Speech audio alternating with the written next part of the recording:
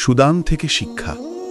সুদানের ৭৫% তেলক্ষেত্র দক্ষিণ সুদানে, যেটা আমেরিকা ২০১৪ সালে খ্রিস্টান সংখ্যালঘুদের জন্য স্বাধীন রাষ্ট্র হিসেবে প্রতিষ্ঠা করেছে।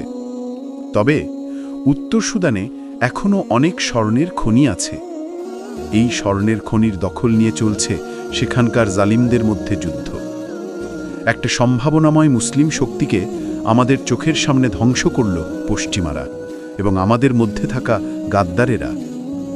অথচ এখন থেকে ৩০ বছর আগে সুদানে মুসলিমদের জয় জয়কার ছিল। এই সুদানে আল কায়েদা ও হামাসের মতো সংগঠনের একসাথে ট্রেনিং ক্যাম্প ছিল। তেলের খনি আর স্বর্ণের খনিতে ভরপুর একটা দেশ ছিল। সুদানের উন্নয়নে প্রচুর অর্থ বিনিয়োগ করা হচ্ছিল। এখান থেকেই সোমালিয়া বিজয়ের সোপান তৈরি হয়েছিল। আমেরিকান বাহিনী ১৯৯৩ সালে আল কায়েদার কাছে সোমালিয়াতে পরাজিত হয়েছিল। তারপর হঠাৎ কি হলো? সুদানের আপোষকামী সরকার পশ্চিমাদের হুমকিতে ভয় পেয়ে গেল। মুজাহিদদের সুদানে আর আশ্রয় দিল না। আল কায়েদা চলে গেল আফগানিস্তানে তালিবানদের কাছে। হামাস আবার ফিলিস্তিনে নিজেদের অবস্থানে। এরপর কি পশ্চিমারা খুশি হয়ে সুদানকে ছেড়ে দিয়েছে? মোটেও না। সুদানকে ২০১৪ সালে দুটুকরো করেছে। সুদানের সম্পদ খুবলে খেয়েছে। পশ্চিমারা খাওয়া শেষে আমাদের মধ্যেকার গাদ্দারেরা শেষটুকু লুটেপুটে খাওয়ার চেষ্টা করছে। সুদান ফেরত এক বাংলাদেশি ভাড়াটে সৈনিকের কাছ থেকে শুনেছিলাম, সুদানের কোথাও কোথাও পানির চাইতে মদ নরমাল। পশ্চিমারা এরকম অবস্থা করেছে যেন সেখানে কোনো ইসলামী চিন্তার উন্মেষ না ঘটে।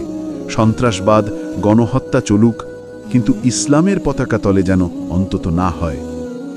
এদিকে আজকে আফগানিস্তানের দিকে তাকিয়ে দেখুন, মুজাহিদরা আমেরিকাকে পরাস্ত করে আফগান জয় করে ফেলেছে। ফিলিস্তিনে মুজাহিদরা জীবন বাজি রেখে যুদ্ধ চালিয়ে যাচ্ছে। সুদানের সরকার পশ্চিমাদের থেকে বাঁচতে মুজাহিদদের বের করে দিল, কিন্তু শেষ পর্যন্ত কি বাঁচতে পেরেছে? পারেনি। বরং মুজাহিদরা থাকলে জীবন বাজি রেখে সুদানের জন্য যুদ্ধ করত। রক্তপাত এখন যত হচ্ছে তার চেয়ে কম হতো। ইতিহাস এটাই বলে। আমি আপনাদের কাছে প্রমাণ হাজির করছি। মুসলিমরা যেখানে যেখানে আপোষ করেছে সেখানে সেখানে পশ্চিমারা মুসলিমদের ছেড়ে দিয়েছে। মোটেও না। এভাবে ছেড়ে দেওয়ার রেকর্ড তাদের নেই।